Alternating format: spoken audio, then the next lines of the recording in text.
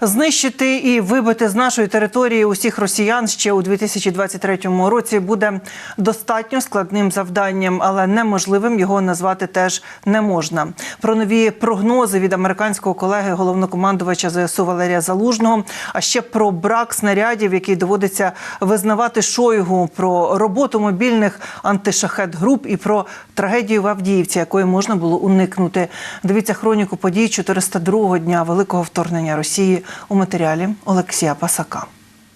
Сухі прогнози з Вашингтона. На думку генерала Марка Міллі, голови Об'єднаного комітету начальників штабів США, вибити кількасот тисяч росіян з усіх окупованих територій України до кінця 2023 року буде вкрай складним військовим завданням. Згадував генерали про зброю великої дальності. Відкинув ідею постачання ракет «Атакамс», але зауважив, що ударів у глиб тилів ворога можна завдавати і іншим озброєнням. Зокрема, говорив про безпілотники і певні системи, які є у Великої Британії. На жаль, певні безпілотні комплекси має і ворог. І українські оборонці щодня вчаться відбивати ці повітряні атаки. У Гостомелі, що на Київщині, ЗСУ демонстрували роботу мобільних вогневих груп. Їхнє основне завдання – це ураження крилатих ракет та дронів камікадзе. З озброєння, переносні зенітно-ракетні комплекси та кулемети. Командувач Об'єднаних сил ЗСУ Сергій Наєв зауважив, під час останньої атаки шахедів на столицю саме з цих кулеметів бійці збивали ворожі цілі. І ефективність роботи таких мобільних груп на позашляховиках становить 80%. Ми розуміємо, що кожен квадратний метр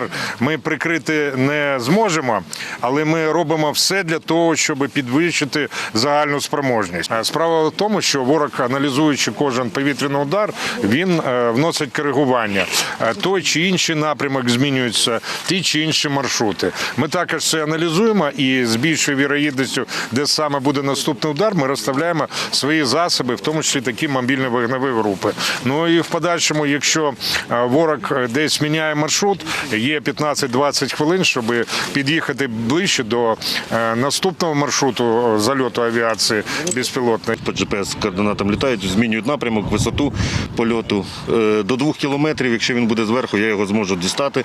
Браунінг М2 2010 року, добра машинка з 12 калібра. Вона працює по низьколетящим цілям, працює по піхоті, дуже добре працює по піхоті. І маємо певні оновлення від Генштабу і щодо піхоти ворога, і щодо його залізяча. Тож минулої доби сміттєві мішки замість одностроїв приміряли ще понад 6 сотень окупантів, знищено ще 1 російський танк, 4 бойові броньовані машини, 8 артилерійських систем, 1 реактивну систему залпового вогню, 1 ворожу систему ППО, на металобрухт рушили ще 7 одиниць автомобільної техніки та 2 одиниці спецтехніки загарбників. Але війна – це втрати 2 сторін. І на прифронтових територіях знову помирають цивільні. В Авдіївці від ворожого удару загинув 5-місячний хлопчик і його бабуся. Батьки дитини поранені. В обласній військовій адміністрації наголосили, цієї трагедії можна було уникнути. Адже напередодні підступної атаки поліцейські закликали матір вивезти немовля. Я писала отказ категорически. Это понятно, это вопрос.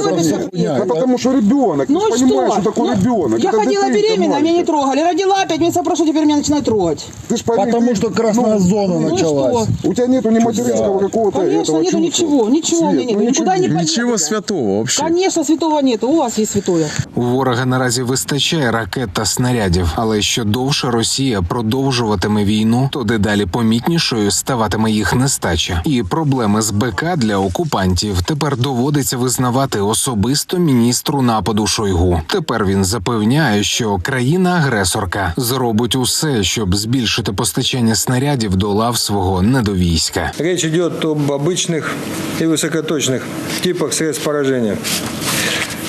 Все это позволяет и выполнять поставленные Верховным Главнокомандующим задачи в соответствии с планом проведения специальной военной операции. А може, брак озброєння – це є черговий пункт так званої СВО, адже її стратегія невідома нікому. І ще рік тому Шойгу публічно заявляв, що перший етап операції успішно завершений. Але про ці завершення краще можуть розповісти ЗСУ. Наприклад, як завершується життя ворога за допомогою британської гармати Л-119 та злагодженої роботи наших армійців.